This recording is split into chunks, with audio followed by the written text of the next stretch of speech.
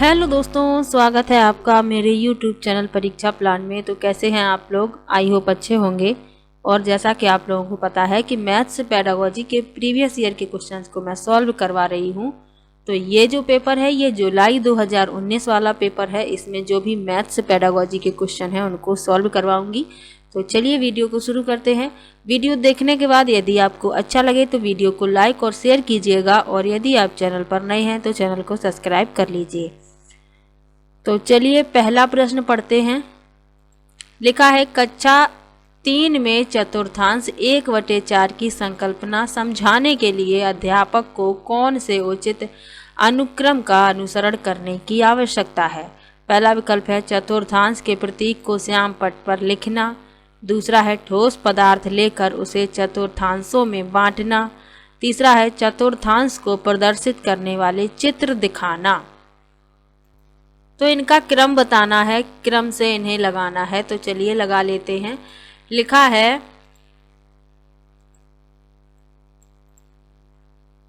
सबसे पहले आएगा ठोस पदार्थ लेकर उसे चतुर्थांशों में बांटना, ये पहले पे आएगा।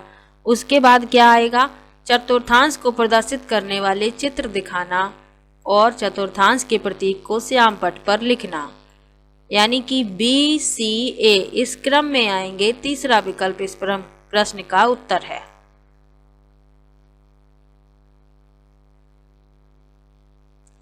अगला प्रश्न है, कक्षा 3 के छात्र ने 16 × 25 का गुणन इस प्रकार किया।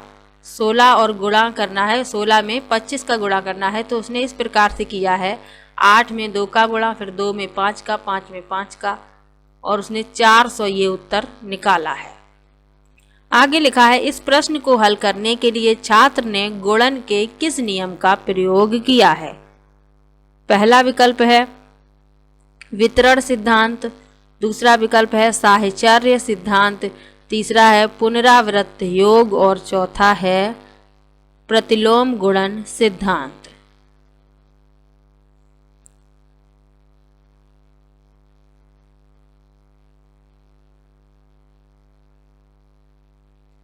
तो छात्र ने जिस विधि का उपयोग किया है वह है साहचर्य सिद्धांत। दूसरा विकल्प इस प्रश्न का उत्तर है। साहचर्य सिद्धांत क्या होता है?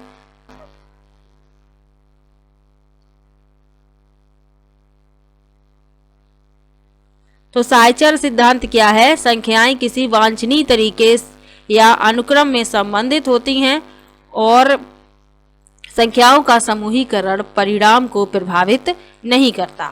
वितरण सिद्धांत क्या होता है? वितरण सिद्धांत है बहुपद के प्रत्येक पद पर एक पदी गुणक को वितरित या अलग से लागू किया जाता है जो परिणाम को प्रभावित नहीं करता। जैसे इस प्रकार से लिखा जा सकता है,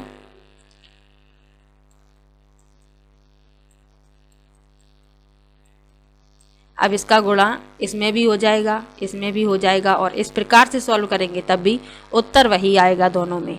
पुनरावृत्त योग क्या होता है? तो पुनरावृत्त योग में संख्याओं को उतनी बार जोड़ा जाता है जितनी बार गुणा करने के लिए कहा जाता है, यानी कि 16 का गुणा हो रहा है 25 में, तो 16 को 25 बार जोड़ा जाए। अगला है प्रतिलोम गुणन सिद्धांत। ये क्या होता है? यह बताता है कि किसी संख्या का गुणनफल और इसका व्युत्क्रम सदैव एक होता है।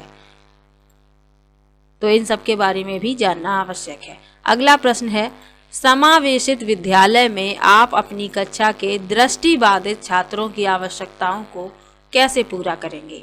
पहला है उन्हें उच्च उपलब्धि वाले छात्रों के साथ बैठाकर। दूसरा है शिक्षण अधिगम की वैकल्पिक प्रणालियों और साधनों का प्रयोग कर।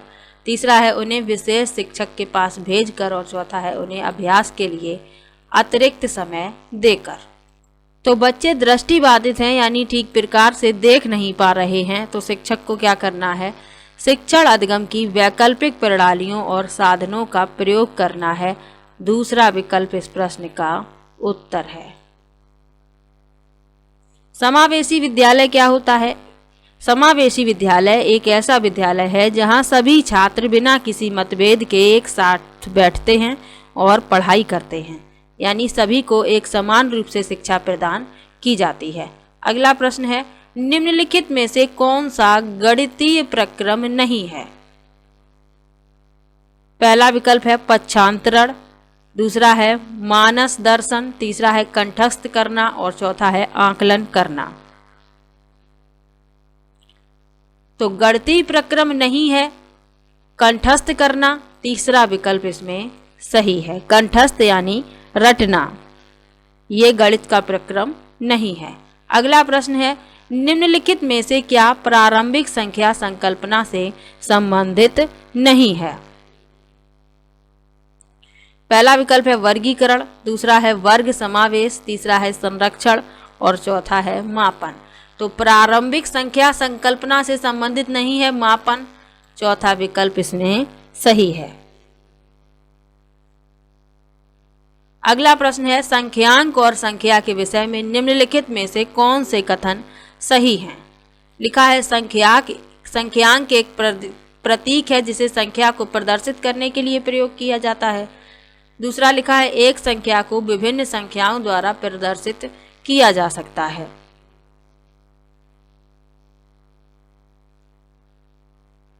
तो इस प्रश्न में ए और बी दोनों ही सत्य लिखे हुए हैं, दोनों ही बिल्कुल सही हैं, यानी कि चौथा विकल्प इसमें सही है।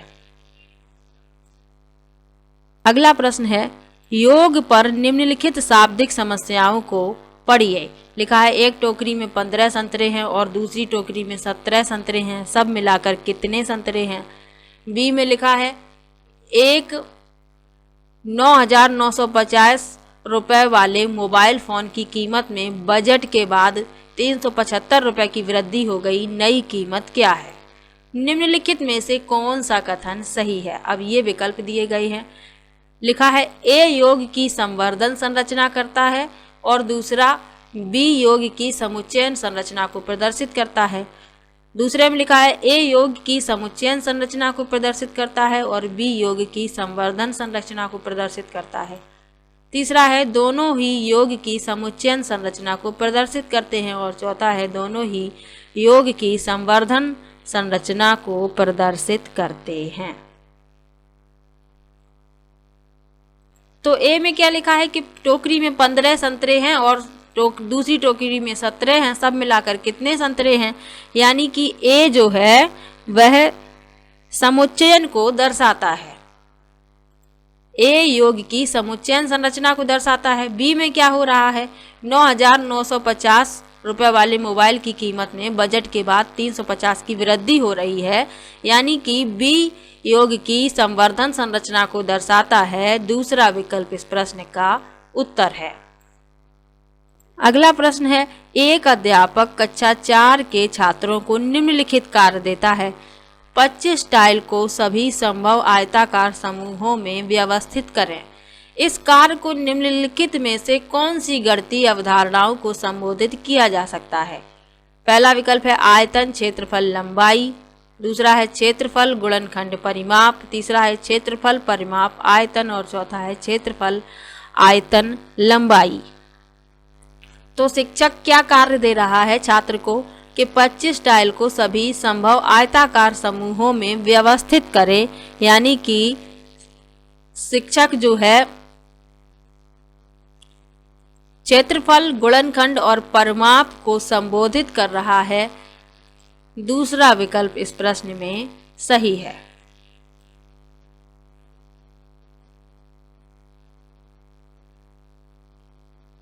क्योंकि टाइल को व्यवस्थित करने के लिए छात्र के पास क्षेत्रफल, परिमाप और गुणकों के विचार होने चाहिए ताकि टाइल को आकार के अनुसार आवश्यक क्षेत्रफल पर समायोजित किया जा सके। दूसरा विकल्प इस प्रश्न का उत्तर होगा।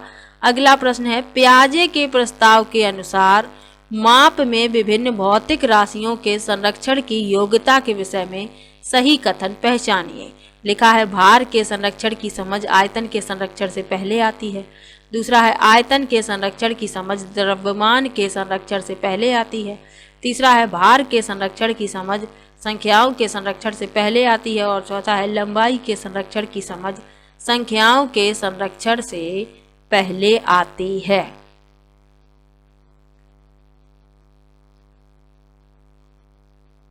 तो पियाजे के अनुसार माप में विभिन्न भौतिक राशियों के संरक्षण की योग्यता में जो सही कथन है वह है कि आयतन के संरक्षण की समझ द्रव्यमान के संरक्षण से पहले आती है। दूसरा विकल्प इसमें सही है। दूसरा विकल्प इस प्रश्न में सही है कि आयतन के संरक्षण की समझ द्रव्यमान के संरक्षण से पहले आती है। अगला प्रश्न है, वैन हेले के स्तर जिस विकास की अवस्थाओं का संकेत करते हैं वह है। तो वैन हेले ने 5 स्तर बताए हैं, तो इसमें ज्यामितीय चिंतन के हैं वो। तीसरा विकल्प इसमें सही है। कौन कौन से हैं ये भी जानना आवश्यक है। स्तर 0 है प्रत्यक्षीकरण, स्तर 1 है विश्लेषण, स्तर 2 है अनौपचारिक निगमन, स्तर 3 है औपचारिक निगमन और स्तर 4 है दृढ़ता या कठोरता।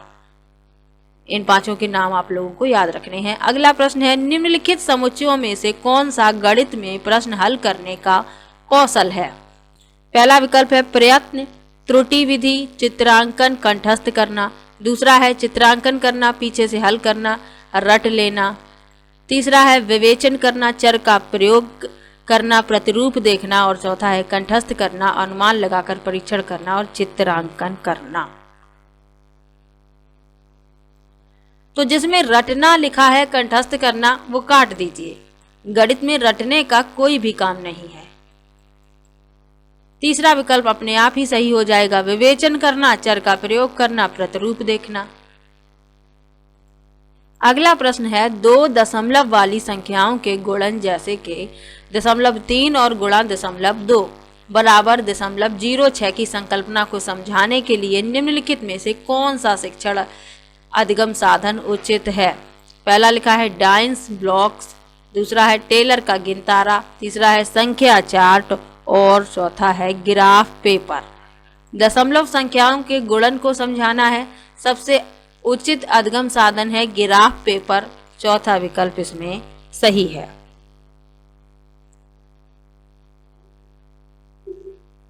अगला प्रश्न है, राष्ट्रीय पाठ्यचर्या की रूपरेखा यानी NCF 2005 की अनुशंसा के अनुसार प्राथमिक विद्यालयों का गणित पाठ्यक्रम।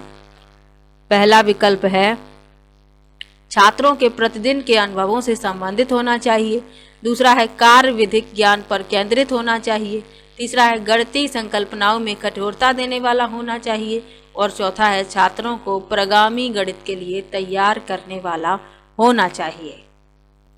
तो NCF 2005 के अनुसार प्राथमिक विद्यालयों में गणित छात्रों के प्रतिदिन के अनुभवों से संबंधित होना चाहिए। पहला विकल्प इसमें सही है। अगला प्रश्न है, गणितीय अध्यापन को प्रभावी बनाने के लिए निम्नलिखित में से कौन सी विशेषता नहीं है। पहला है एक ही संकल्पना के लिए विभिन्न शिक्षण अधिगमों का प्रयोग, दूसरा है एक नई संकल्पना का परिचय देने के लिए समय के नियम का कठोरता से पालन करना, तीसरा है छात्रों की त्रुटियों के प्रतिरूपों पर केंद्रित होना और चौथा है प्रतिदिन के अनुभवों के साथ संबंध स्थापित करना। तो जो विशेषता नहीं है वह बताना है। तो लिखा है एक नई संकल्पना का परिचय देने के लिए समय के नियम का कठोरता से पालन करना। तो यदि आप नई संकल्पना का परिचय देने के लिए कठोरता से नियम का पालन करेंगे तो बच्चे पहले ही डर जाएंगे, संकल्पना को सीखेंगे कैसे। इसीलिए दूसरा इसमें गलत है और गलत ही पूछा गया है कि जो विशेषता नहीं है वही बताना है। अगला प्रश्न है, प्राथमिक स्तर पर विद्यार्थियों के गणित अधिगम का मूल्यांकन करने के लिए निम्नलिखित में से कौन सी प्रभावशाली योजना नहीं है। पहला है ऐसे कार्यों की अभिकल्पना की जाए कि यंत्रवत रटने की संकल्पना समझ में अंतर किया जा सके, दूसरा है विद्यार्थियों की त्रुटियों को जानकर उनके तर्क का विश्लेषण किया जाए, तीसरा है ऐसे कार्यों की अभिकल्पना की जाए जिनमें एक से अधिक स्तर के उत्तर प्राप्त हो सकते हैं और चौथा है मुख्यतः समूह संचालित कार्यों का प्रयोग किया जाए। तो प्रभावशाली योजना नहीं है पूछा गया है, चौथा विकल्प इसमें सही होगा। इस प्रश्न का उत्तर होगा मुख्यतः समूह संचालित कार्यों का प्रयोग किया जाए। प्रभावशाली विशेषता यही नहीं है और यही पूछा गया है।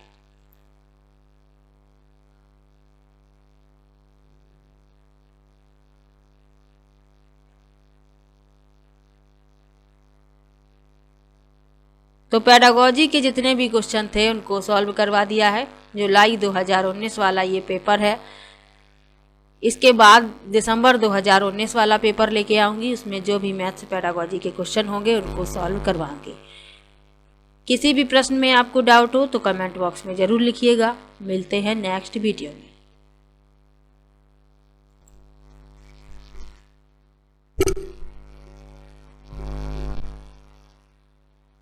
तो वीडियो कैसा लगा कमेंट बॉक्स में ज़रूर बताइएगा। वीडियो को लाइक कीजिए, शेयर कीजिए और चैनल को सब्सक्राइब कर लीजिए। मिलते हैं नेक्स्ट वीडियो में, तब तक के लिए बाय बाय।